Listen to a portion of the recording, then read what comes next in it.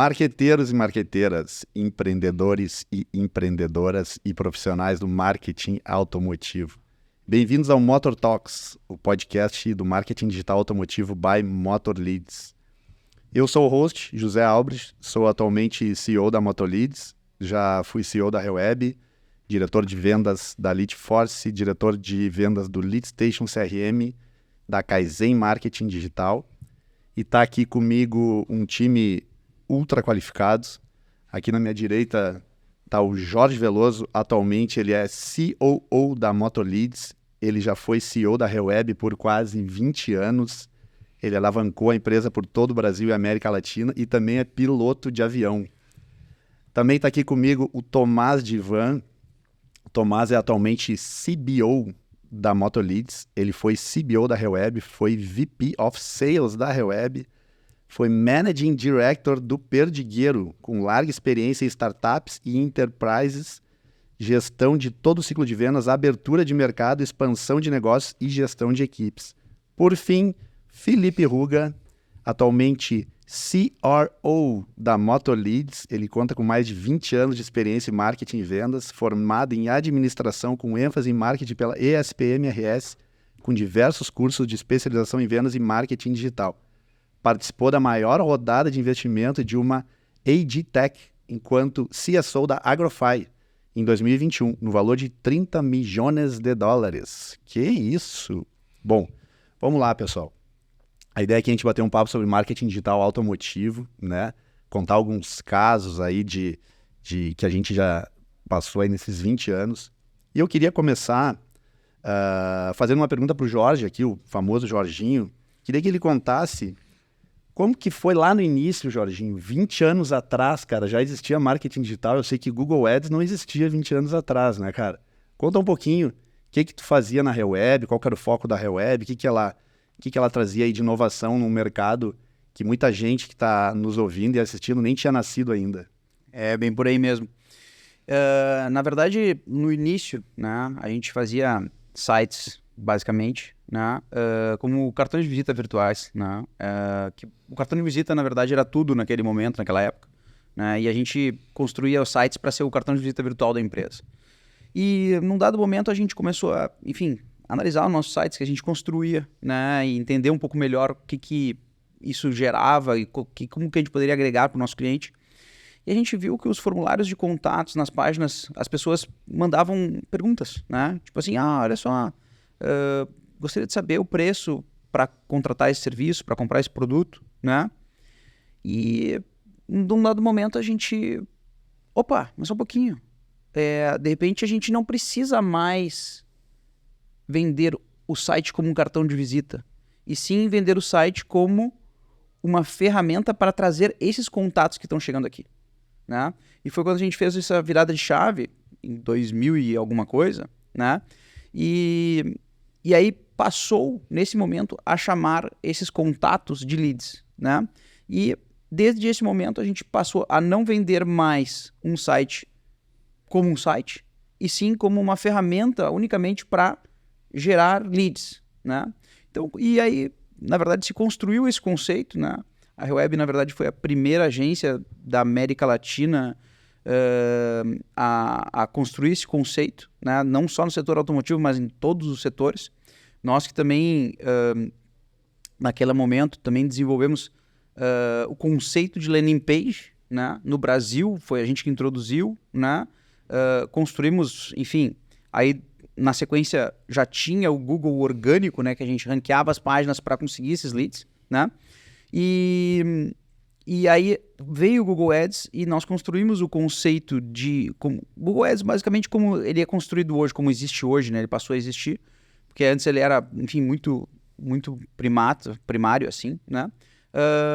E aí a gente começou a construir essas landing pages. E essas landing pages foram páginas justamente específicas para a geração de lead e tal, que no aspecto de jail ali, para deixar o cliente travado ali naquela página e forçar com que ele convertesse, com que ele deixasse os contatos dele e não tão aberto como um site onde o cara tinha muitas opções. Então, basicamente esse foi o início, né? Aí no 2008, né, a gente começou com concessionárias de carros, né? E aí a gente veio vindo, né? Enfim, e a partir de 2019, por ali, eu já saí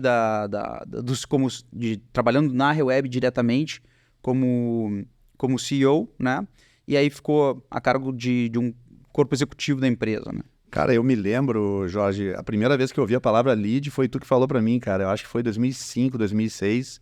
Eu tinha uma agência de propaganda e eu trabalhava aquela questão de advertising, anúncio, rádio, TV.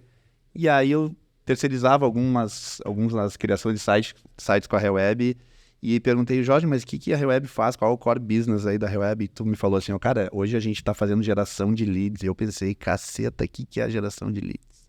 Né? Mas é isso aí, cara. Hoje é o que move várias empresas, né, Tomás? Eu tenho uma pergunta, porque lá no início dos anos 2000, Jorge, tu comentou aí bastante sobre o desenvolvimento de site, e o movimento orgânico, né? Mas a Reweb chegou a explorar a parte de e-mail marketing, que era uma coisa que, né, o e-mail já rodava bastante naquela época, né? Funcionava muito bem. Sim, a gente fazia e-mail marketing, tinha plataformas de e-mail marketing, né? Funcionava muito bem, né? Enfim, hoje em dia o e-mail marketing praticamente já está em desuso, né? O WhatsApp aí já patrolou o e-mail marketing, né? Agora vocês viram, não sei se vocês pegaram as últimas notícias, que o WhatsApp está penetrando fortemente nos Estados Unidos também, né? Então, assim, tá vencendo aquela barreira da Apple, né? Da mensagens. Então, assim, cara, é brutal, né? Então, o advento aí, a compra do Facebook pelo WhatsApp foi muito acertada, né? O Mark acertou muito nisso aí. E o e-mail marketing era muito usado, né? Fazíamos, né? Funcionava muito, tinha um retorno, né? A gente usava já estratégias de remarketing, né? Naquela época, tipo, pegando o lead que chegou, né? Via formulário, a gente ficava já uma espécie pré-cambriana, vamos dizer assim, de alimentação de lead, né? Mandando um e-mail marketing a um outro. Enfim. E ô Jorge, qual foi o primeiro cliente do segmento automotivo? Cara, foi um cliente muito duro, né? Foi a concessionária BMW Agulhas Negras, né? Com o Sr. Kilder, né? Olha aí, ó, BMW. Cadê o Sr. Kilder? Tá nos ouvindo aí, ó, fez história. Ele sabe bem. Eu me lembro que foi uma briga pra gente fechar o contrato, né? Eu cheguei pra ele, como a gente sempre fez, bati na mesa e falei pra ele, cara, me dá a oportunidade de te mostrar que a gente vai fazer o negócio virar pra ti aqui, o jogo virar, mudar completamente a forma que tu entende internet, que tu ganha dinheiro na internet. Quase que implorando, assim, pra que ele nos desse a oportunidade. E ele sempre foi, né? O Kilder sabe bem, ele é um mão de vaca da porra. Só um segundinho. E aí a gente fechou, acho que foi por R$250, né? Fazer o marketing digital completo para ele, né? E assim a gente começou, né? E desde então, né? A Agulhas Negras passou a ser a concessionária BMW que mais vende na América Latina inteira, né? E se manteve por muitos e muitos anos, acredito que talvez ainda seja hoje, né? Mas foi com o nosso kickoff, né? Foi a gente que vamos dizer assim, empurrou esse desenvolvimento, né? Jorge, e cara, a Reweb, assim, pegou todo esse movimento da digitalização, né? Mas particularmente fez história no mercado automotivo, né? Então empurrando, trazendo todo mundo lá, fazia campanha de rádio, televisão, começar a trabalhar no digital e ajudou a desenvolver esse mercado. Contou aqui a história da Agulhas Negras, né? Foi o primeiro cliente da Reweb nesse segmento. Mas conta pra gente, isso foi por acaso que tu chegou lá? Como que tu chegou para abrir esse cliente? Alguém conhecia? Porque depois ali, cara, é aquela velha frase, né? Do resto é história, né? Uhum. Porque começou ali, cara, e acho que todos os principais grupos já trabalharam ali com a Reweb, né? Então, fez os... Assim, o que acontece? A Reweb até 2008, né? Ela atendia tudo, né? Tipo, curso de inglês, imobiliária, o que aparecesse pela frente pegava. Focado na performance, né, Focado Jorge? na performance, em geração de lead, né? E a gente sempre teve eu, né, particularmente, que era o CEO da empresa naquele momento, sempre tive o sonho grande de expandir, né? Muito, enfim, pela minha criação familiar e tudo mais, eu sempre quis expandir, quis, né, crescer o negócio para outras fronteiras, né? Não estar só no Rio Grande do Sul. E eu fui desenvolvendo a empresa e sempre quis, né? E na época aquela que tu tinha que... eu ia para São Paulo, lá eu pegava um mapa, assim, tipo, abria o mapa, tipo, para saber onde é que eu tava em São Paulo. Eu olhava para a placa aqui, essa placa aqui, essa rua aqui. Aí tu ia se localizando assim em São Paulo. Era uma loucura. Muito difícil de se mexer e de entender tudo, era bem, bem complexo. E enfim, a gente começou a ir para São Paulo, né? E eu gostava muito de BMW, né? Tinha uma BMW, uma 320 na época. Na verdade, não tinha, né? Foi a minha primeira BMW, né? Eu comprei na Agulhas Negras, depois de ter fechado o negócio com o Kilder. Até usei meio que de arma ali para conseguir fechar o negócio, né? Então... Mas ele pagava R$250 e deu pra comprar essa BMW aí, Jorge. Alguém pagou essa conta, né, Zé? Eu gostava muito, enfim, e conhecia a loja, né? O meu pai, na verdade, tinha BMWs compradas das Agulhas Negras, né? Conhecia a loja, então eu acabei indo lá e aí fiz negócio com eles e a gente começou. E então a partir daí, o que a gente começou a enxergar, né? Começou a entender um pouco mais o mercado automotivo, né? Começou a ver que passar um pouquinho, mas a montadora tem uma verba aqui que dá para esses caras de graça. Como é que é? Ele bota 50% do marketing e a montadora bota esse outro 50%. Mas o curso de inglês não tem isso. A imobiliária não tem isso também. Né? Outros clientes não tem isso também. Pô, por que eu não vou para cima, então, de todos esses caras que tem isso aqui, né? E aí foi essa virada de chave que a gente fez. Falou, não, só um pouquinho, então vamos fazer o seguinte, vamos focar exclusivamente no segmento de automóveis, né? E vamos expandir esse negócio. E rapidamente, assim, o mercado inteiro viu o que aconteceu com Agulhas Negras, né? E aí o grande meu amigo, Fábio Gomes, ele conhece bem, né? Então, assim, ele já me chamou e falou, Jorge, olha só, a gente viu o que tu tá fazendo lá na Agulhas Negras. Só que é o seguinte, a Agulhas Negras tem uma loja só, né? Eu tenho BMW, caminhões, Mitsubishi, aí tinha Mini, tinha umas 5, 6 marcas. E eu posso te pagar tanto, mas tu não pode mais trabalhar com Agulhas Negras, né? Daí teve um dia lá que eu falei, tá, então tá, Fábio, vamos fazer, né? E aí a gente começou, né, a evoluir e trabalhar para a Austin, né? Que hoje inclusive é uma referência aí também, né? Pelo nosso kickoff também, para a gente ter dado o primeiro push, né, do negócio. Todo o grupo Hiroshima, né, também, enfim, tivemos muito relacionamento com os donos da Austin, e a gente teve que dar a triste notícia para o Kilder que a gente ia ter que deixar de prestar serviço para ele naquele momento, né, e fomos para o mercado. Então, basicamente foi esse evolução assim que a gente teve, e a partir daí, né, que a gente começou aí com o grupo Austin, e depois a gente desenvolveu todo o mercado automotivo do Brasil. E aí é história, né? Aí é história. Vocês conhecem o resto. É interessante porque isso foi também uma mudança aí da forma do negócio das agências, né? Que antes cobravam por jobs ou por campanhas. E aí a gente passou a ter empresas, né? Que focavam no recorrente, né? Na receita recorrente. Hoje, né? A Motorleads é assim, a Web foi assim, várias outras agências de marketing digital são assim. E aí também começou a se focar em times comerciais, né? As agências precisavam ter um time de vendas para estar captando clientes, né? do perfil ideal. E aí eu queria que o Ruga contasse um pouco, o cara aí tem uma vasta experiência em formação de times e motivação, treinamento, criação de scripts de venda. Queria que o Ruga contasse um pouco também da história aí, dos primeiros times que ele formou, dos grandes cases de sucesso, porque, cara, é verdade que tu já geriu mais de 100 vendedores? Verdade.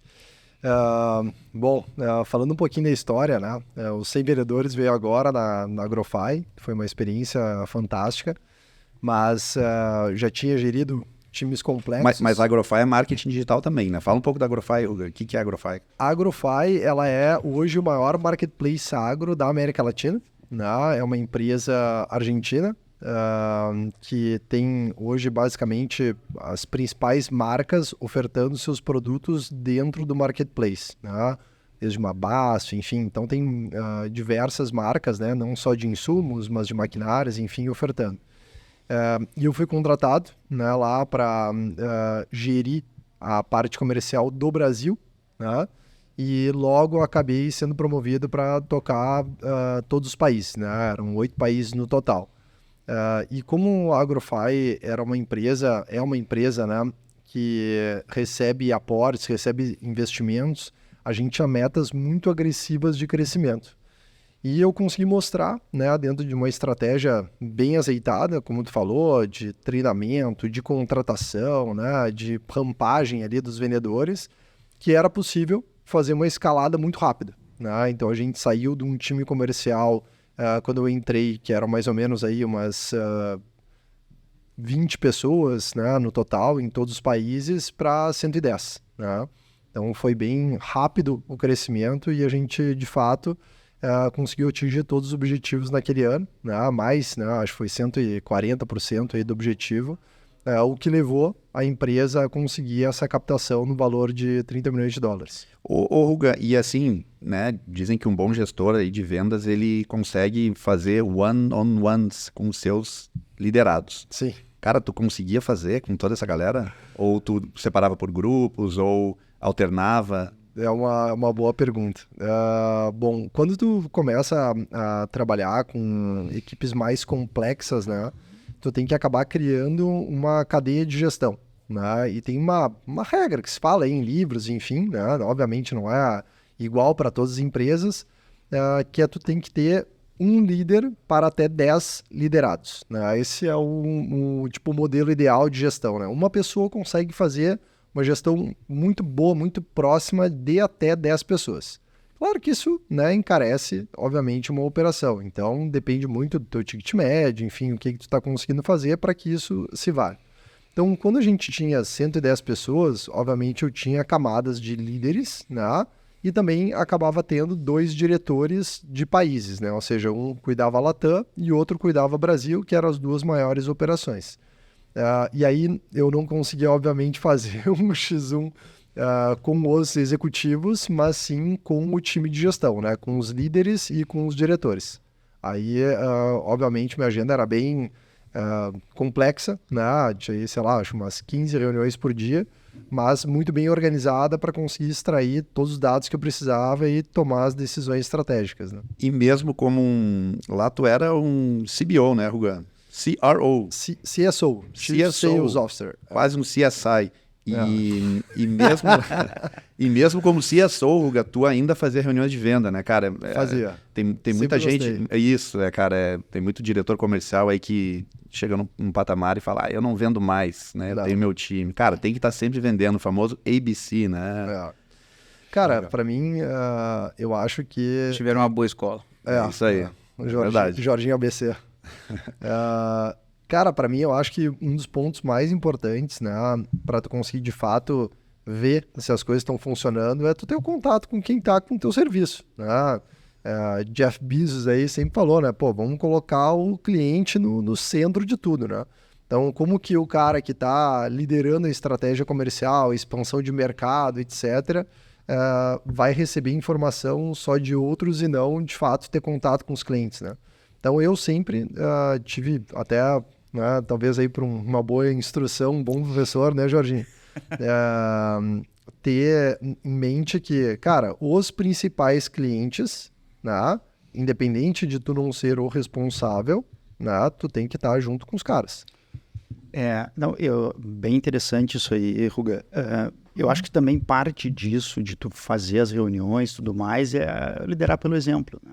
Totalmente. Então, as pessoas enxergarem que até o líder daquela organização está ali fazendo as reuniões, participando do dia a dia, é importante, porque como ele falou aqui, que tem diferentes camadas, uma coisa é o diretor lá em cima, mas tem gerente que já faz isso, tem coordenador que já faz isso. Com certeza. E aí, se o diretor vai, o gerente não vai deixar de ir. Não vai. O que ele vai dizer depois? Pô, meu diretor tá vendendo e eu tô aqui acomodado. E é importante, né, cara? Porque quando uma coisa é tu fazer uma venda que é aquela venda simples, mas tem negócio que é complexo. E aí precisa de alguém mais experiente. Né? É o the biggest mistake, né? É tu te afastar do cliente em qualquer momento. Né? De Então, acordo. E só comentando um negócio que o Tomás falou, assim, de liderar, por exemplo, né? Eu venho de uma família italiana, que até é concessionário, né, aqui em Porto Alegre. E eu comecei, né, minha jornada profissional ali, né, de vendedor. Achei que tu ia dizer que começou lavando carro. Não. Comecei por baixo. Comecei como Chief vendedor. of Sales. Já comecei diretor de concessionária. CSI já. Sempre tive lábia, né? Então já comecei fazendo ali as vendas, né? E meu tio Carlinhos, que hoje, né, não tá mais na operação, mas trabalhou muitos anos lá, a primeira coisa que ele falou para mim foi o seguinte: cara, né, tu é dono, né? Então beleza. É o primeiro a chegar e o último a sair, né? E acabou, não tem papo. E um outro ponto importante, né, que é uma outra lição que eu levo, isso aí eu já comentei em várias palestras, enfim, que eu dei, é a questão do entendimento do produto que tu tá vendendo, né? Então, tu quer vender? Beleza, o que ele fez, né? Diferente de qualquer treinamento aí que tu vê, ele pegou todos os manuais dos carros e me entregou. Me botou numa sala, falou assim, tu só vai descer, né, se tu ler tudo isso aqui e eu vou chamar aqui as pessoas para poder explicar para elas, né? E de fato, eu li manuais de carro, né? Super interessante. Cara, esse ponto é bem legal. Esse ponto é bem interessante, até quero fazer um adendo aí antes de já direcionar uma pergunta para o Tomás, que hoje a gente vê muito vendedor, muito executivo comercial, que ele quer que a empresa dê 100% do treinamento para ele, inclusive treinar como vender e técnicas de venda, sendo que a profissão dele é vendedor. Então isso ele já tem que trazer na profissão dele. Né? Eu faço um paralelo que é a mesma coisa que um hospital contratar um médico e o médico fala assim, me ensina a ser médico agora. Né? Não, ele já tem que chegar formado, a empresa tem que treinar no produto e não em técnicas de venda e estratégia, né? E como fazer follow-up, como fazer proposta. Né? Então isso, cara, é um movimento que eu vejo no mercado assim, de pessoas extremamente despreparadas que querem vender e querem que a empresa ensine tudo. Né? Então, Tomás, cara, o Ruga falou aqui em América Latina, falou em outros países, e parece que tu é o cara aí que liderou a expansão, né, da Reweb para mais de 10 países, cara. Conta como é que foi isso, como que foi o primeiro país, como que eram escolhidos os países, né, quais eram as dificuldades, perrengues, que deve ter bastante, né? Conta um pouquinho pra gente aí. Beleza. Pergunta meio aberta, né? Aberta. Conta um pouco de tudo, né? Qual foi o primeiro país que foi escolhido? Vamos lá. E por quê? E, assim, eu tenho mais de 10 anos aí de experiência, né, fazendo esse tipo de expansão, né, abrindo mercado, validando produto, tudo mais. Só que, claro, isso quando foi feito lá na Reweb, lá atrás, vem lá de uma estratégia do Jorge, né, lá de trás, de aproveitar ali o potencial que os mercados têm e também por entender que esses mercados que a gente tem aqui, que são vizinhos nossos, eles também são underserved. Né? Então, tu tem lá negócios muito similares como o nosso aqui, como no Brasil, mas poucos fornecedores e fornecedores de qualidade. Né? Quando a gente começa a fazer essa escolha lá atrás, tem também a escolha, né, a gente produz as coisas em português, né, aqui no Brasil.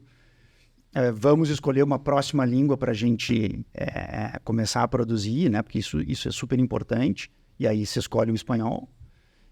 E aí a gente começa a atacar países que são... que têm essas línguas, né, são hispanohablantes e tem o português como língua. Logo no início a gente fez movimento de abrir 3 países, né? Então super agressivo, Chile, México e Portugal, tá? E aí cada um andando de uma forma um pouquinho diferente, tá? Nós fizemos lá atrás muito na cara e na coragem, né? Que eu acho que isso faz parte de cada negócio, né? Mas existe daí uma dificuldade de tu acertar o teu produto, né? A forma de operar, a língua local, que no México, embora seja espanhol, ele é um pouco diferente do espanhol do Chile. Então, tu fazer esses pequenos acertos é o desafio. E como é que foi, Tomás? Vocês enviaram alguém para lá para fazer uma pesquisa de campo? Ou vocês escolheram por ser um mercado, né, o México, por ter um grande pátio circulante automotivo, né, e um marketing digital subdesenvolvido? Como é que foi assim a estratégia e por que foi escolhido o México, né, cara? Cara, excelente pergunta, mas é muito de potencial. Então, a gente está falando aqui de economia, venda de carro, né? A quantidade de venda de carro, como que está a economia do país, a população, né? E aí tu vê o que aquele país lá tem em específico de potencial. A gente sempre mandou gente na frente, né? Para conhecer o mercado, visitar as concessionárias. E aí, nessa época, era super já focado e direcionado para o mercado automotivo. No início... Tá aqui, né, o Jorginho que foi abrir lá e visitar esses países. Então, estamos falando de Chile, México, Portugal, foi ele que fez isso. Depois a gente, claro, mandou pessoas daqui do Brasil, então que conheciam a nossa operação, sabia como a gente funcionava e foram lá alocados nesses diferentes países para aí começar a operação de fato. Os outros países que vieram depois disso, eu mesmo que fui fazer essa pesquisa de campo, né? Cara, e a operação dentro da empresa? Vocês criaram um squad só para atender outros países? Contrataram um professor de espanhol para dar aula? Ou pegaram nativos de língua espanhola aqui no Brasil? Como que foi a operação interna para atender esses mercados? Cara, um pouco de tudo, né? A gente sim montou squad específico, né? Porque precisava desse suporte, né? O pessoal que conseguisse falar um espanhol bem desenrolado, né? Porque atender cliente hispanohablante falando um portunhol, cara, não dá certo. Não cola. Não cola. Tu até desenrola, mas né, o cliente já nota, já é uma coisa pouco profissional, mas mais do que isso, tu tá assumindo a comunicação ou parte da comunicação daquele cliente para com o mercado local. E aí tu né, se errar alguma coisa assim da parte gramatical já fica muito feio, mas entra esse detalhe que eu falei. Talvez como o pessoal chama carro no espanhol do Chile é diferente do México ou da Argentina. E aí cara, começa a usar uma palavra que é um espanhol, mas não é usual, né? E aí tu tem esse tipo de sensação assim de que tu tá falando com alguém que não é muito coloquial ou não é daquele mercado. Então, tu precisa, sim, montar esse squad, né? Mas se tu puder e tiver os recursos necessários, montar um para cada país, inclusive, né? Porque as coisas não são do mesmo jeito. E aí eu já até te falo alguma coisa, né? A forma da gestão de um cliente automotivo no México, por exemplo, é muito diferente do que é no Brasil. Né? Ou no Chile. Então, eles são mais americanizados, né? Cada concessionária é um negócio. Aqui a gente fala muito mais de gestão por marca, né? Do que por ponto de venda.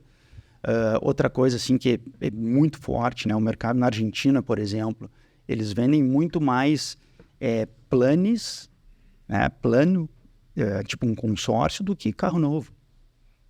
E aí, se tu não for verificar isso e tu achar que vai chegar lá e vai vender carro novo, não é muito a necessidade do mercado local, né? E é diferente para entregar resultado, né? No início a gente teve dificuldade com isso, mas, claro, com o tempo conseguiu ajustar. E o pessoal em outros países, Tomás, acaba numa média investindo mais em relação ao total de verba que eles possuem para mídia, menos que no Brasil? Tipo, no México eles dedicam mais da sua verba para mídia digital, menos para mídia digital. Porque no Brasil a gente já sabe que o mercado é bem maduro e o pessoal está ali ligado no custo por lead, custo por clique, né, investimento em cada campanha. Tem algum país que te chama atenção isso por ser mais desenvolvido que o Brasil, tirando os Estados Unidos, que a gente sabe que é o berço do marketing digital, e lá, né, para entrar lá é outra briga, né? Tem algum país que te chama atenção? Tem, cara. Tem o lado positivo e o lado negativo. Né? Lado negativo, Argentina. Tá? Porque a moeda é muito desvalorizada, então tu acaba... Eles têm um investimento que local ele pode ser, de certa forma, representativo, mas para a gente aqui, para pagar todos os serviços, né, daquilo que não é produzido localmente, é difícil. Tá? E além do que, também a inflação come parte do investimento do cara ao longo do tempo. Né? E eles não acompanham esse crescimento da mesma forma que a inflação, que é galopante. No lado positivo, eu destaco o México, cara, por conta disso que eu trouxe aqui antes, né? Como cada concessionária é um negócio diferente, tu acaba pegando muito mais dinheiro, né? Ele tendo muito mais disposição de investimento por concessionária do que no Brasil, inclusive. Né? Então lá eles, eu entendo que ainda assim é um pouco mais atrasado que o Brasil, tá? Nessa maturidade, mas eles têm essa diferença, que aí sim é bem similar aos Estados Unidos. Então, como é separado por concessionária, tu pega um grupo grande, cara, tem um investimento assim, muito mais alto que no Brasil. Né? Coisa boa. Tudo indo para as contas da Motorleads. É isso aí. Contas de Google, né, pessoal? Contas de Google, né? Não são contas da empresa.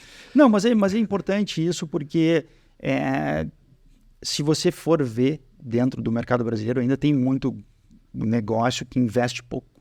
Né? Então é importante para tu conseguir fazer um bom trabalho e desenvolver isso lá dentro, ele ter esse apetite, né? Ele está disposto a investir. Né? Porque aí, aos poucos, você vai ajudando a criar esse conceito, né? Que o cara esteja mais digitalizado, que ele consiga avançar em coisas que são parte da operação interna de, sei lá, daqui a pouco criar um BDC, né? Que é como é nos Estados Unidos. Então, centralizar isso, trabalhar lá, centralizado todas as marcas do grupo, e aí tu tem muito mais efetividade e consegue avançar dentro daquela concessionária a taxa de conversão, por exemplo. Legal.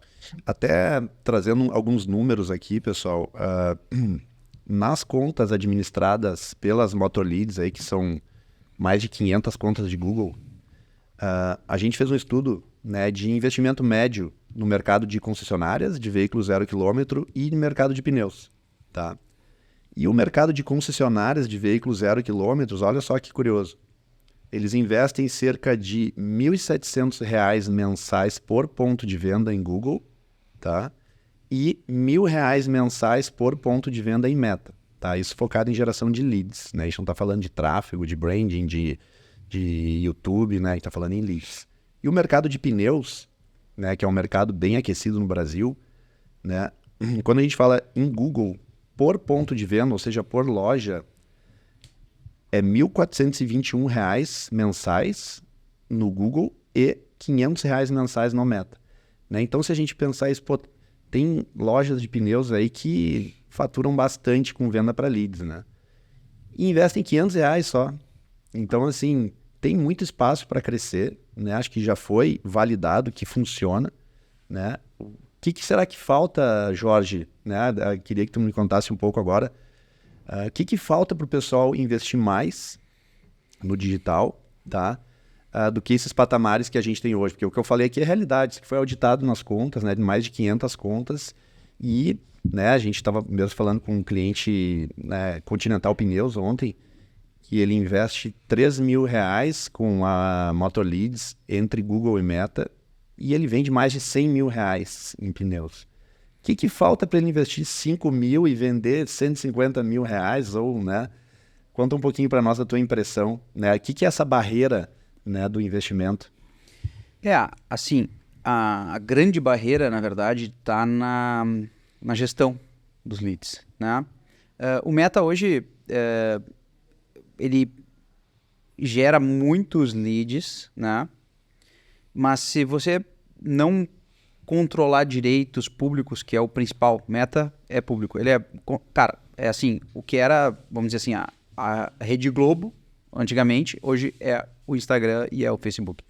Então, assim, só que na Rede Globo ninguém tinha acesso, né? Tipo assim, para anunciar eu tinha que ser um cara gigante, né? E hoje em dia, qualquer um pode acessar, anunciar no Meta, né?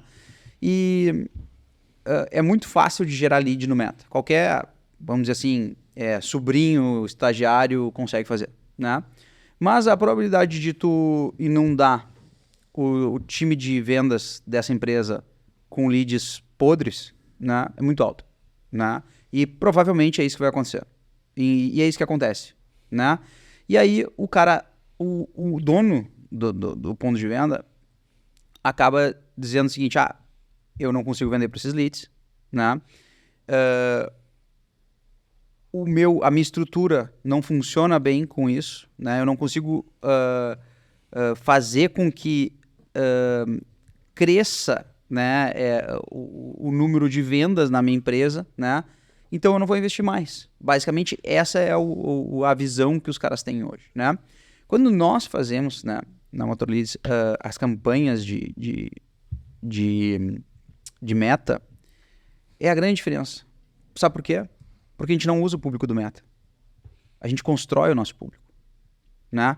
Então, assim, nós vamos lá, um por um. Esse cliente aqui pode ser que seja potencial para nós. Eu boto ele ali dentro. Aí, daqui a pouco, esse outro cliente aqui pode ser também. Então, eu boto ele ali dentro. Esse outro também, boto ele ali dentro. Eu construo o público diferente do que normalmente as pessoas, o sobrinho faz, né? O sobrinho vai lá e seleciona pessoas interessadas em Continental.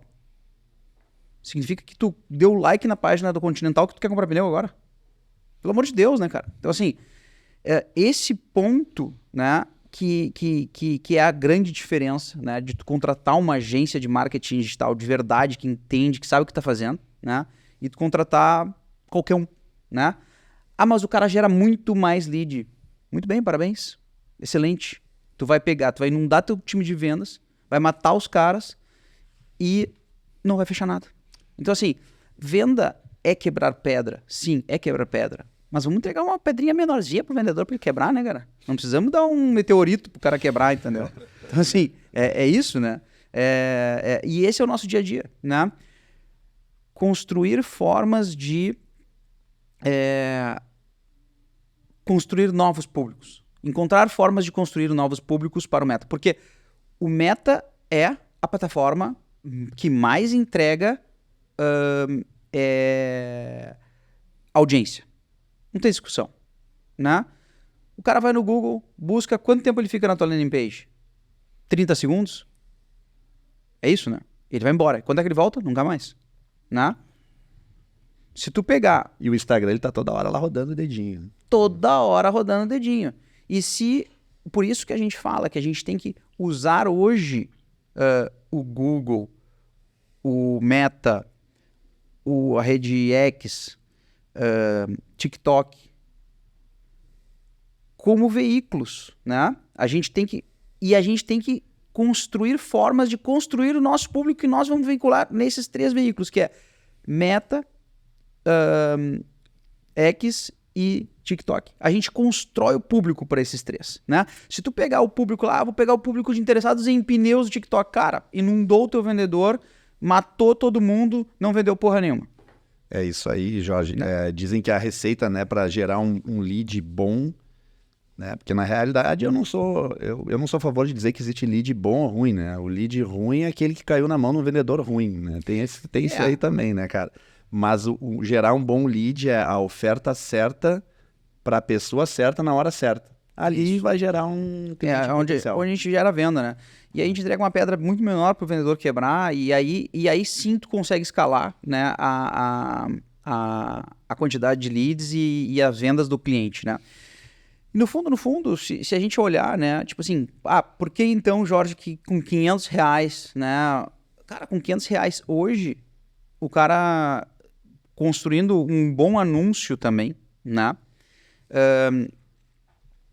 ele acaba recebendo bastante lead, né? A gente tem, por exemplo, a gente pegou uma conta de um cliente, que a conta do cliente tinha um CPA de R$30 o lead, a gente focou o público, mudou o anúncio, veio para 2, com lead de mais qualidade.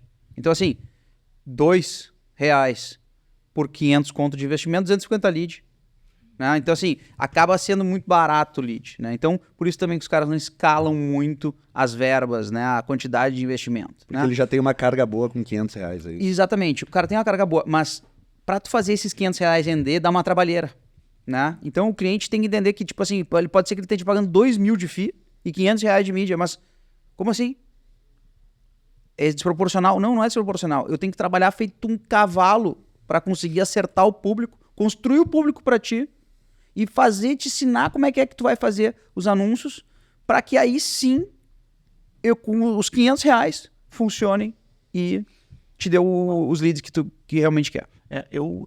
Assim, claro que, né, quando tu começa a acertar essa mão, eu acho que tem muito valor, né?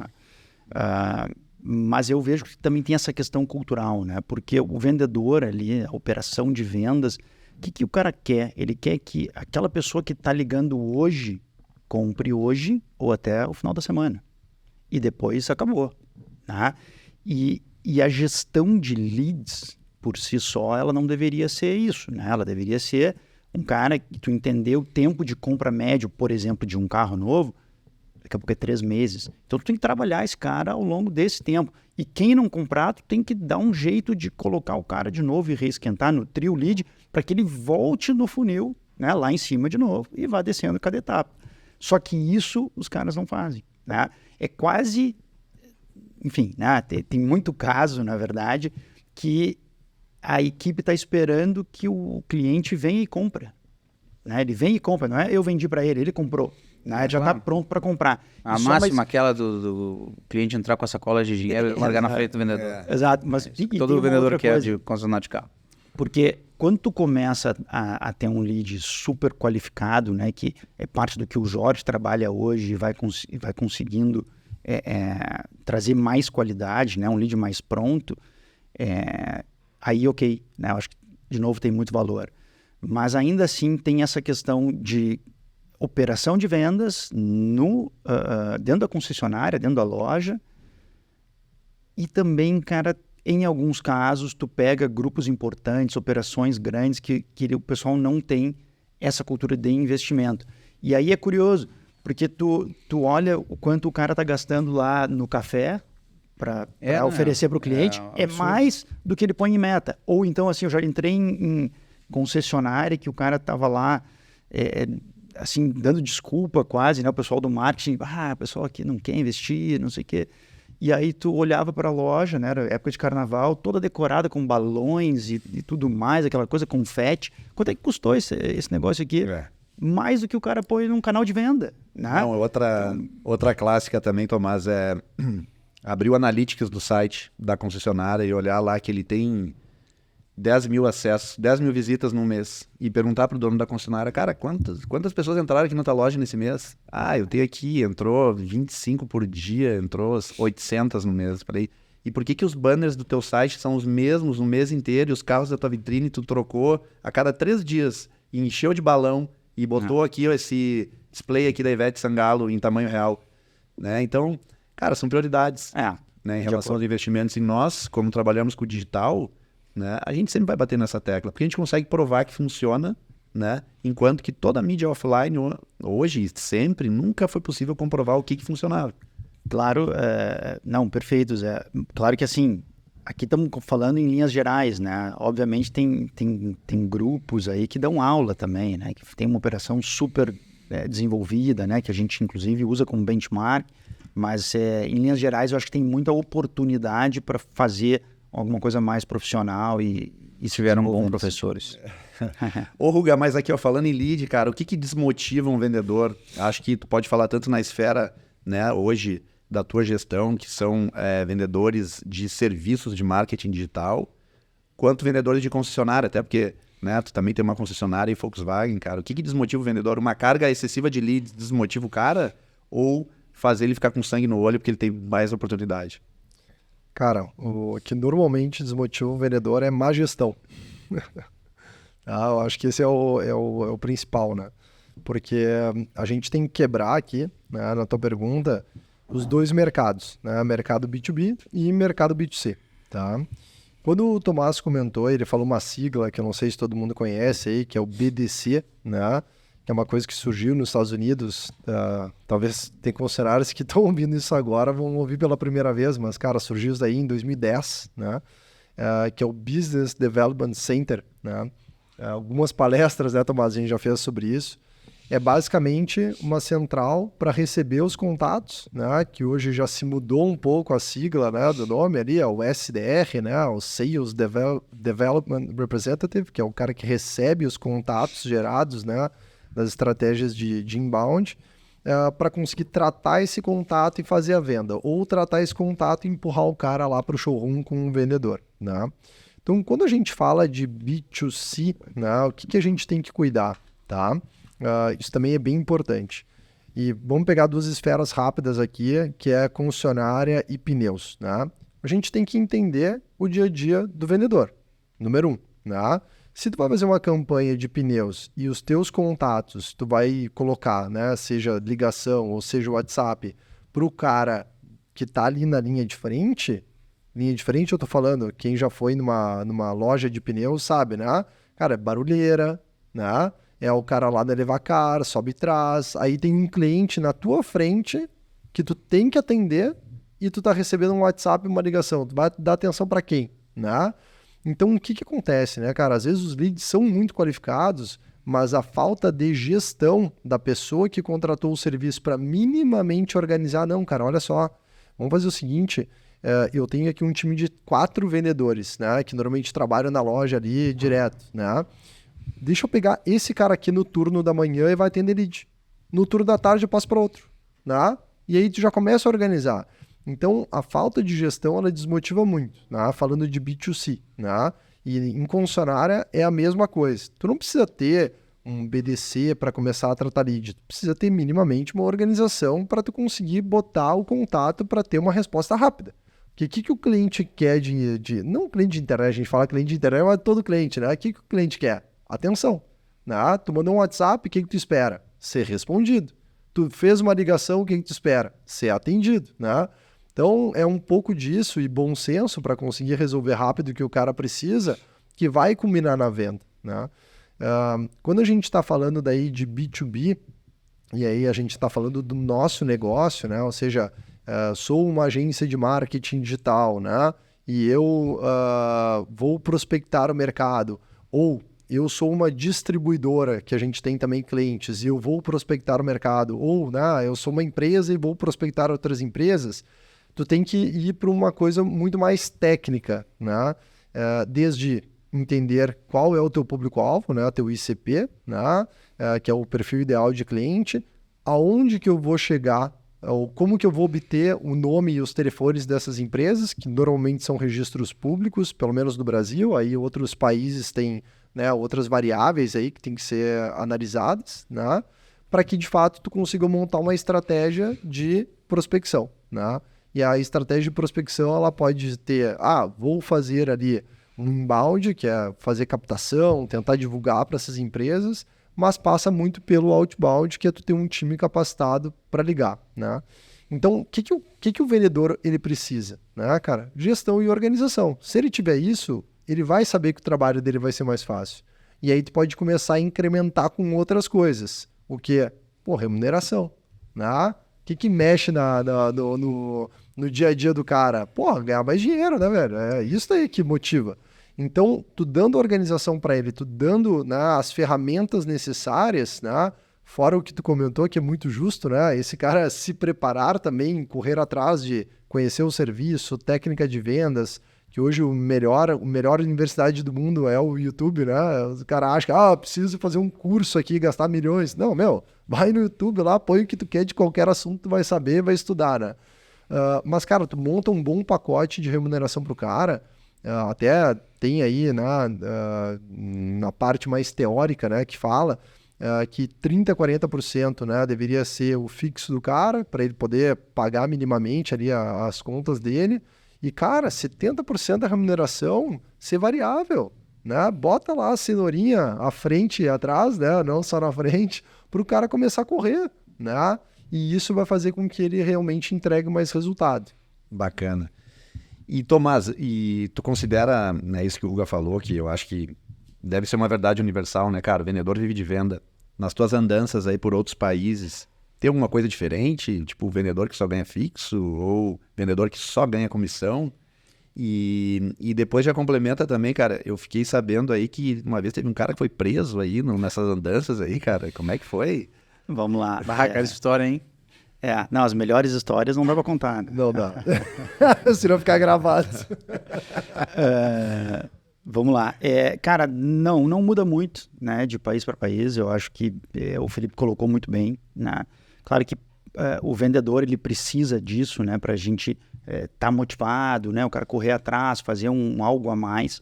É bem importante trabalhar essa parte da remuneração dentro de um todo, né? Não tem nenhum lugar que o pessoal trabalhe só por comissão, por exemplo, né? Isso aí não é uma realidade. Mas nessas andanças o que eu pude ver, cara, é que o brasileiro trabalha muito bem, né, em linhas gerais, tá? A gente, cara, tem uma cultura assim de trabalho muito forte, cara, de perseverança, assim, e determinação, que se destaca na América Latina, tá? Então a gente inclusive teve dificuldade em alguns países Para botar o nosso ritmo. para botar o nosso ritmo com aquela pessoa que estava lá, né? Então para extrair o que a gente gostaria, né, daquele investimento, mas também daquela pessoa se acostumar com o nosso ritmo de trabalho aqui, né? Que aí é aquela questão cultural que se tu não ajusta a cultura, cara, não vai dar certo, né? Então esse seria o take aí dessa tua pergunta. Em relação a ser preso, cara, não teve exatamente isso, né? A gente, cara, teve algumas situações, né? Teve uma curiosa, assim, que o nosso colega Alexandre, né? Ele fazia um follow-up tão forte que uma vez o concessionário chamou a polícia para tirar ele de lá. Era o follow-up presencial. Follow-up presencial. Incisivo aquele. Incisivo. Teve essa situação. Bom vendedor, né? Bom vendedor. Teve outra vez que eu e o Alexandre também, a gente estava no Paraguai, cara, abrindo mercado. A gente vinha com um carro alugado e a gente foi parado pela polícia. E aí o pessoal começou, cara, aí tu já começa a ver, né, uma conversa meio estranha, assim, tem uma coisa irregular com o carro, daí o policial lá já colocou uma história de, porque o líder do PCC fez uma ameaça contra o comissário de polícia aqui do Paraguai, então vocês são brasileiros, e, cara, vamos ter que ir lá pra delegacia. E aí fomos eu e ele lá, né, com voo no final da tarde, e, cara, no final apareceu lá o advogado da empresa essa que alugou o carro para nós, né? Entrou na salinha escura lá, né? E arreglou, puxou um cheque. Arreglou todo. Puxou um cheque lá, cara, quando ele saiu de lá, todos os policiais que tinham nos levado para lá já eram nossos amigos, marcando futebol para a próxima vez que a gente viesse ali pro Paraguai. Essa foi outra história. Mas aí, assim, cara, eu já tive situações em diferentes países, tá? De ser parado pela polícia em trânsito, né? E cara, por diferentes coisas, assim, 300 por hora. Não, o cara te pega numa conversão, ou tu puxou um celular, alguma coisa assim, o Jorge comentou ali de como tu tá te locomovendo num lugar que tu não conhece, aí tu vai ajustar um Waze da vida, né? Um Maps, uma rota, e o cara te para. E, cara, o pessoal extorquir dinheiro, assim, à luz do dia, cara, no meio da cidade, até em algum caso, né, o pessoal ali dizer que eu não tinha dinheiro, né, na mão, e dizer, não, tudo bem, eu vou contigo ali até o shopping, no caixa eletrônico, cara, e só com dinheiro, né? E isso é uma situação muito complicada, né, cara, porque tu nunca sabe o que tu pode fazer, né, cara, é um negócio legal, é um negócio que da cadeia, né? Sim. Então, mas já passei por essas situações, não vou dizer como que eu resolvi, né? Não. Mas, cara, é um negócio que, como tu não é do local, tu acaba sempre passando aí por esses perrengues aí do dia a dia, né? Pessoal, oi, fala. Agora eu quero fazer uma pergunta pro Joseph Clifford aqui. Olha aí, ó, viu? Mudei o roteiro já. Então tá. Mas não essa é a justa, é uma pergunta boa. A gente está aqui falando de toda a nossa experiência, vivência, né? Dando algumas dicas aí para quem está nos ouvindo. Mas e a Motor Leads, né? Vamos falar um pouquinho da Motor Leads? O que ela vai entregar aí para esse grande mercado, né? O que tu imagina aí, tu como CEO, né, dessa grande empresa, já que está unindo as melhores mentes do segmento automotivo, né? O que os nossos amigos concessionários podem esperar? Bacana, Ruga. Bom, a Motor Leads é uma empresa de marketing digital focada no segmento automotivo, né? Automotivo lê-se concessionárias de veículos novos, seminovos, pneus, máquinas pesadas, linha amarela, né? Um pouco de náutica também. A gente trouxe para o Brasil a melhor plataforma de sites que existe na atualidade, né? Em se tratando de Google Core Web Vitals, né? Indexação SEO, velocidade de carregamento e customização, né? Então, a nossa plataforma é incrível, né? A gente está disposto aí a... Ouvi dizer que tem inteligência artificial nela também, é isso? Cara, tem inteligência artificial, a gente tem módulos aí conectados no ChatGPT para auxiliar na criação de textos, de tags de SEO, de descrição de página. Então, assim, é incrível, é algo que nenhuma outra empresa trouxe até então para o mercado brasileiro, tá? Nem de perto. Nem de perto. Né? Então, é algo bem disruptivo, né? E a gente entendeu que o mercado ele já está numa maturidade onde a gente pode entregar na mão do dealer uma ferramenta para ele customizar, né, o seu site. Claro que a gente entrega no guide da montadora, né? Mantém atualizado com os modelos, mas ele pode se diferenciar das concessionárias da mesma marca. Tá? Então, é incrível, né? Quem quiser agendar uma demonstração, fique à vontade nos canais oficiais da empresa. Tá? E a ideia é essa, é inovar. Além da plataforma, também tem todo o serviço de performance, porque, né, um site sozinho não faz verão, né? A andorinha não faz verão. Então, é preciso gerar tráfego, é preciso gerar leads e também é preciso ter as ferramentas corretas de captação. Então, a gente também tem uma ferramenta incrível de gestão de WhatsApp, gestão total de WhatsApp da concessionária, da loja de pneus, onde todos os vendedores podem atender o mesmo número, ou é possível ativar na plataforma números de vendedores, né, para que todas as conversas transitem dentro da plataforma e depois integrem no CRM. Tá? E também, por fim, a gente tem um grande CRM aí que, nas andanças aí do pessoal pelas Américas, acabamos trazendo para o Brasil. Né? O Pilot CRM é o líder aí na América Latina em CRM automotivo. Então, a Motor Leads tem um portfólio bem completo aí de marketing digital, aguardando aí as concessionárias que querem realmente se diferenciar. Tá, jabá feito, né? Obrigado aí, Ruga. Vamos para as considerações finais. Eu queria que o Jorge falasse um pouquinho, né? Eu fiquei sabendo aí que ele é um exímio estrategista digital, né? Que o cara tá metendo a mão aí em todas as contas da Motor Leads, de Google e Meta, e TikTok agora também, né? Jorge, qual seria uma dica para performance em 2024? O que está funcionando melhor, né? Que está baixando aí o CPA, que está trazendo mais impressões, né? O que tu poderia destacar? E claro, sem entregar o ouro ao bandido, né? A gente sobrevive da venda de serviços, né? Então, a gente quer continuar vendendo serviços, mas o que tem funcionado mais que tu pode dar um toque aí para quem está assistindo? Assim, o que acontece, né? Como eu falei antes, o principal hoje, o veículo, né, para tu impactar as pessoas são as redes sociais, né? Não tem mais o que discutir em relação a isso, né? As pessoas, elas estão dentro das redes sociais o tempo todo, né? Então, assim, 2, 3 horas por dia, praticamente toda a população, né? Desde o mais pobre até o mais rico, enfim, todo, né? E isso é bom, mas isso também é ruim. E, Jorge, até um parênteses, né? Não só olhando o que está acontecendo, mas também pesquisando muitas empresas, né? Claro. Ou seja, vendo como é que é a empresa, né? Não sei se o comportamento de vocês também é parecido com esse, mas, cara, pô, tem um negócio aqui legal, deixa eu ver como que é. Daí, onde é que tu vai hoje? Vai na rede social do cara, né? Então, assim, seguindo com a linha de raciocínio, estar todo mundo é bom, óbvio, né? Porque tá todo mundo. E é muito ruim, porque tá todo mundo. Então, assim, tu tem que aproveitar a parte boa da rede social. Que é o quê? Você conseguir entregar para qualquer pessoa que você queira. Né? E você tem que fazer o público, criar o seu público de alguma outra forma. Né? Você não pode usar ali Por exemplo, fui ali no público do Facebook, segmentei ali, muitas pessoas fazem isso. E botam ali, meu público deu 1 milhão de pessoas. Porra, 1 milhão de pessoas?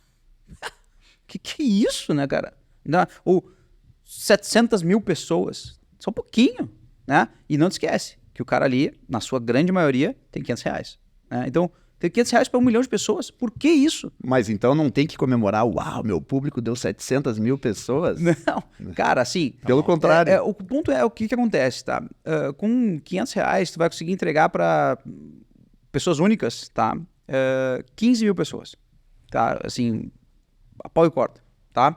Então, assim, você vai entregar para 15 mil pessoas, pelo menos umas 2 vezes ou 3 vezes, né? Aquele conteúdo. Porque o Facebook, o Meta faz isso, no momento que ele pega, né, aquele público e ele entrega 2, 3 vezes para aquela pessoa porque ele tem maior chance de conversão. Ele não vai pegar e entregar para 45 mil pessoas uma vez só. Não, ele vai entregar 2, 3 vezes para aquele público que ele escolheu. Então, assim, você tem um público lá de 1 milhão. O Meta vai escolher 15 mil. Como é que ele vai escolher 15 mil? Com base nas pessoas que estão convertendo, né? Só que o Instagram, cara, é assim, tem aquela tiazinha, sabe? Que ela clica no botão ali e aí ela fica enjaulada no formulário e não sabe o que fazer e ela vai dando next, entendeu? E aí manda um lead. E aí o Instagram pega, a Meta pega e diz assim, tiazinha que converte pra concessionária tal. E aí ele começa a trazer só tiazinha. Só tiazinha. Por quê? Porque tu deixou o Meta escolher o público pra ti. Entendeu? Então, assim, tu construir o teu público é o mais importante. E aí, tem várias estratégias para você conseguir construir realmente teu público. Para saber mais, comercial@motorleads.com.br. É isso. Né? Maravilha. Mas tá na construção do teu público, tá? E mais uma dica que a gente vai dar é o seguinte. Façam vídeos, né? Vídeos hoje é o que move as redes sociais, né? Mas eu fiz o banner, não sei o quê. Cara, vai te custar 10 vezes mais caro o lead, vai ter menos qualidade, né? O Meta não tá mais entregando tanto imagem, né? Então, assim, o teu alcance vai ser menor, o teu custo vai ser maior, o teu custo por lead vai ser maior, a qualidade do teu cliente vai ser pior. Vídeo. Um show de bola. Muito bom. Olá, temos a grande promoção aqui para que você saia de carro novo esse ano, agora no início, com preços de 2023. É isso. Ator também, né? Vamos lá? Promoção, Autor. escassez, call to action. Boa, Jorginho. Muito bom. Legal. Tomás, o cara que quer internacionalizar seu business, tem alguma dica que tu daria? Onde começar? Cara, assim, eu acho que, claro, internacionalizar o business é um movimento importante, tá? Traz algumas coisas que são interessantes, né? Como tu aumentar o addressable market, como tu diluir o risco país, mas ele traz uma complexidade interessante, assim, também, né? Então, eu acho que tem que ter muito planejamento, tá? Conhecer o mercado que tu quer entrar, ter lá o teu conceito comprovado, né? O proof of concept do que tu fazes, né? Do teu produto, do teu serviço, explorar bem o teu mercado local, tá? Antes de fazer esse movimento. E quando tu for fazer esse movimento de forma, de novo, planejada, ter os recursos necessários para suportar essa operação, ter operação local, né? Pessoas que conheçam o mercado e que falem a língua local também, tá? Então eu acho que tem esses detalhes, assim, claro que tu vai precisar de bastante orientação da parte jurídica, né? Olhar esse tipo de coisa aí é super importante, mas eu teria muito planejamento para não só sair ampliando mercado antes de tudo, daqui a pouco explorar ao máximo o que tu tem no teu mercado local, porque às vezes cara, tu pode crescer, não vou dizer infinito, né, mas pode crescer muito ainda ali, e aí não necessariamente tu precisa trazer a complexidade disso, né? Mas, de novo, Se tiver no momento certo, aí, cara, vale muito a pena, porque tem bastante, assim, oportunidade para quem tem um serviço bem ajustado. Maravilha. E Ruga, para encerrar então, cara, dá algumas dicas aqui, que eu sei que tu é tipo a tiazinha das ferramentas, né? Falaram na tiazinha aqui, tu é a tiazinha das ferramentas. Cara, dá algumas dicas de ferramentas boas para profissionais de venda, né? Ferramenta de prospecção, ferramenta de organização, de CRM. O que tu usa com o teu time lá e quais que tu sugere, né, para outros tipos de negócio? Boa pergunta. Acho que está bem na moda, né? Isso. Bastante AI, né? Se fala de AI. Então, hoje eu acho que tu tem muito recurso, tá? Para qualquer empresa, independente se vai atacar B2C ou B2B, cara, tem que ter um CRM, né? Tem que ter um lugar onde tu possa, de fato, trabalhar os dados, né? Existem muitos tipos de CRM no mercado, tá? Eu vou dividir, na minha opinião, os 3 principais, né? E falando até para o nosso mercado. Cara, para pequenas empresas e empresas que estão crescendo, o Pipedrive ele serve perfeitamente, né? Consegue ser bem ajustado, né? Se tu e busca algo mais específico, né, do segmento automotivo, aí eu sugiro a Pilot CRM, tá? Que é hoje a maior da América Latina, tá? Compreende basicamente tudo que tem num Pipedrive, assim, vai super bem. Se tu é uma empresa, né, que tu começa a ganhar um pouco mais de corpo e tu quer fazer mais coisas, principalmente agora daí no mercado B2B, tá? Um HubSpot é muito legal porque tem várias conexões. E claro, líder de mercado sempre vai ser o Salesforce, né? Já é há muito tempo, é o escolhido por diversas montadoras, mas ele tem muita barreira, né, com os vendedores, né? Então não é tão fácil de usar. E tá? expensivo. Muito caro, né? Muito caro. Cara, falando de prospecção, tá? Aí entra um pouco os recursos que a empresa vai ter, né? Quando a gente fala de B2C, né, por incrível que pareça, cara, as ferramentas de prospecção é muito mais inbound, que é o que o Jorge estava falando até agora. Então não precisa inventar moda. Cara, é uma campanha no Google, né? É uma campanha no Meta, é uma campanha no TikTok. Se tu quer construir marca, vai fazer um YouTube Ads. Cara, perfeito, tá aí, faz inbound, foca em inbound, né? Agora, se tu vai para um B2B que é mais complexo e tu precisa buscar empresas, aí tu tem outras, né? Tu pode buscar uma lista de empresas num Ecolodata, né? Tu pode usar um Hunter.io, que vai usar a base do LinkedIn para fazer, um Snow.io para fazer essa base, né? E o mais importante é tu ter, e algumas ferramentas dessas te dão, né? Até um Apollo.io é o mais conhecido, né? Cara, capacidade de tu manter uma comunicação com essa empresa, tá? Que é o engajamento, né? Ou seja, cara, se eu vou mandar B2B, né? Se eu vou falar com uma empresa, quantas vezes eu vou precisar tentar falar com essa empresa até eu conseguir, né? Ou até chegar na persona correta lá, né? No decisor, né? Então, seriam essas, tá? Agora, se quer, de fato, uma estratégia B2C, né? Que a maioria aí dos varejistas que estão nos ouvindo estão buscando, são os canais principais, né? Então, Google Ads, Meta Ads, TikTok Ads, né?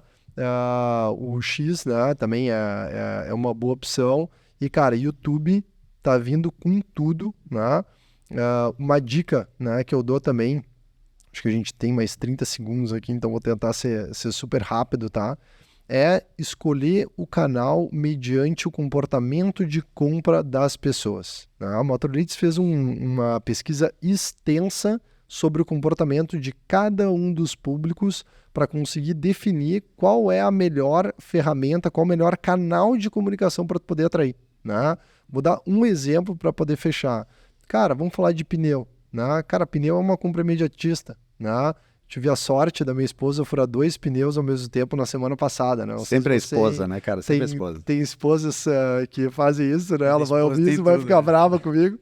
Elas furou 2 ao mesmo tempo, né? Saiu de guincho, aquela coisa linda, né?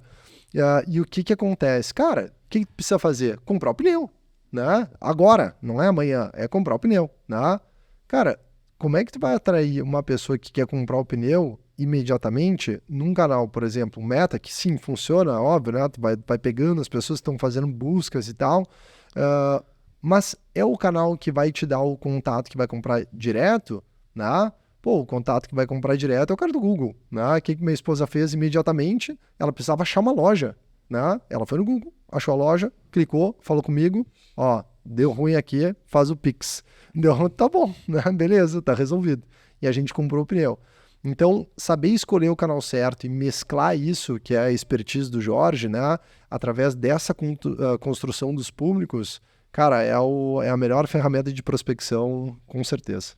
Maravilha, pessoal. Muito obrigado pela presença de todos. A gente está chegando ao final aí do nosso primeiro episódio do Motor Talks, né? O podcast do marketing digital automotivo. E todos os e-mails da turma que está aqui e os links das ferramentas vão estar na descrição aí do vídeo ou do podcast. E quem quiser entrar em contato, fique à vontade. Quer pegar alguma dica com o Jorge, com o Felipe, com o Tomás, comigo, fique à vontade para entrar em contato, tá bom? Obrigado e até o próximo episódio. Tchau. Valeu. Valeu. Valeu.